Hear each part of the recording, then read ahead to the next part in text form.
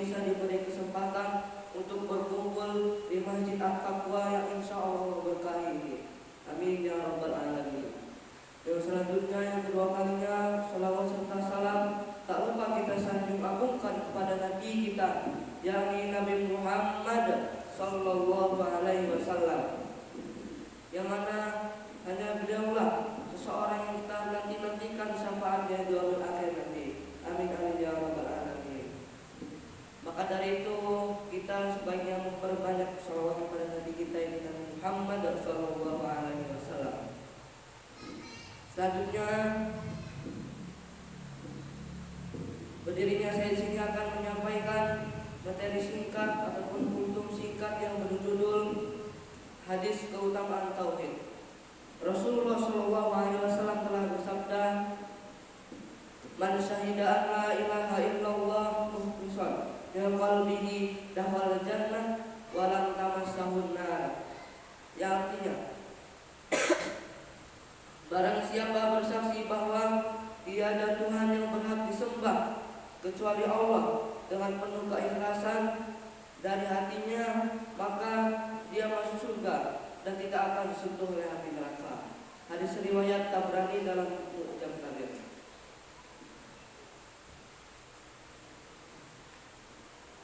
Hadis ini menjelaskan bahwa orang yang bersaksi ataupun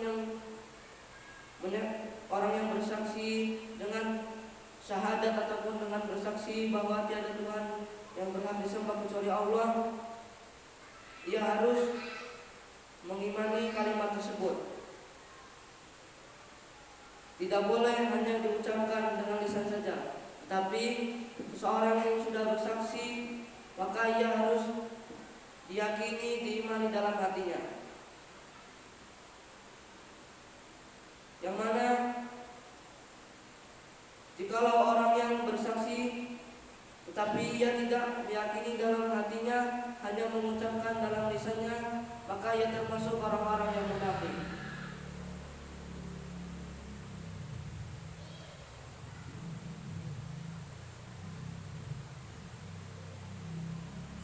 Arti bersaksi bahwa tiada Tuhan yang berhak disembah kecuali Allah adalah mengucapkan syahadat dengan mengetahui maknanya. Yang mana maknanya tersebut, aku bersaksi asyhadu an la ilaha illallah wa asyhadu anna Muhammadan abduhu wa rasuluh. Yang artinya, aku bersaksi bahwa tiada Tuhan, bahwa tidak ada Tuhan yang berhak disembah kecuali Allah, dan Nabi Muhammad adalah utusan Allah Subhanahu wa taala. Jadi, kita sebagai umat muslim yang sudah bersaksi, kita harus meyakini konsekuensinya ataupun meyakini kesaksian tersebut. Kita harus meyakini bahwa Allah Subhanahu wa taala adalah satu-satunya Rabb semesta alam yang wajib kita sembah. Kita tidak boleh syirik, tidak boleh menyimpang. Kemudian yang kedua, dan Nabi Muhammad adalah utusan Allah Subhanahu wa taala. Kita harus yakin dalam hati kita bahwa Nabi Muhammad adalah nabi yang terakhir, tidak ada nabi lagi setelahnya. Kita harus yakini dalam hati kita.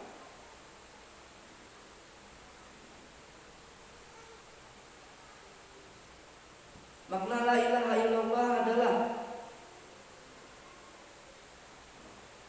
mendiamkan ibadah selain Allah Subhanahu wa taala dan menetapkannya hanya untuk Allah Subhanahu wa taala.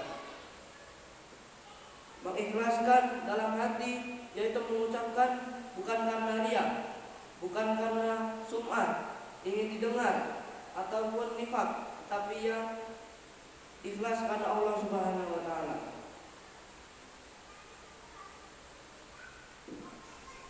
Sekali lagi, hadis ini di atas menjelaskan bahwa tidak cukup seseorang sekedar mengucapkan la ilaha illallah tanpa mengetahui maknanya, mengamalkan konsekuensi dan meyakini apa yang ditunjukkan lafaz la ilaha illallah.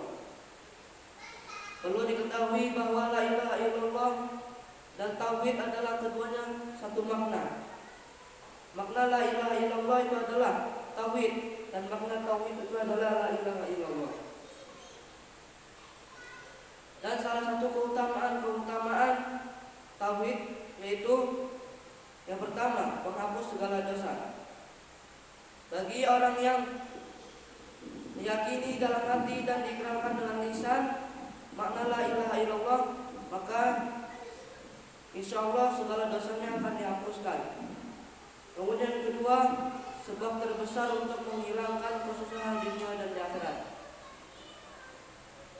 Dan orang yang sudah meyakini kalimat syahadat, insya Allah dalam kehidupannya akan dihilangkan kesusahan di dunia dan di akhirat.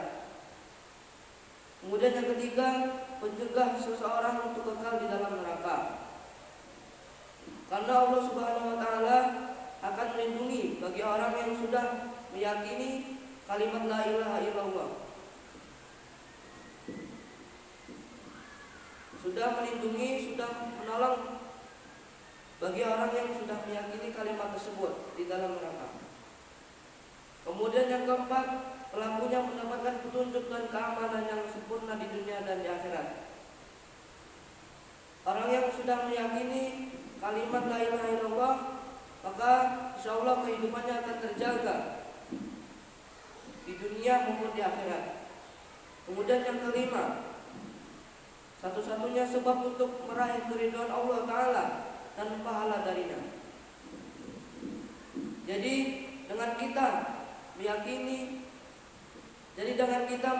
kalimat la ilaha illallah, maka kita akan meraih ridhonya Allah Subhanahu wa taala. Allah akan bangga, Allah akan senang terhadap orang-orang yang sudah bersaksi bahwa tiada Tuhan selain Allah yang berhak disembah dan akan mendapatkan pahala darinya. Dan orang yang sudah meyakini dalam hati dan diikrarkan dengan lisan kalimat la ilaha illallah, maka ia adalah termasuk orang yang paling bahagia dengan syafaat Nabi Muhammad SAW. Dan akan tetapi orang yang mendapatkan syafaat Nabi Muhammad SAW, ia adalah salah satunya harus meyakini dan diikrarkan dengan lisan kalimat la ilaha illallah Muhammadur Rasulullah. Mungkin ini saja yang bisa saya sampaikan. Kurang dan lebihnya saya mohon maaf, pada Allah saya mohon ampun. Wabillahi taufiq wal hidayah. Wassalamualaikum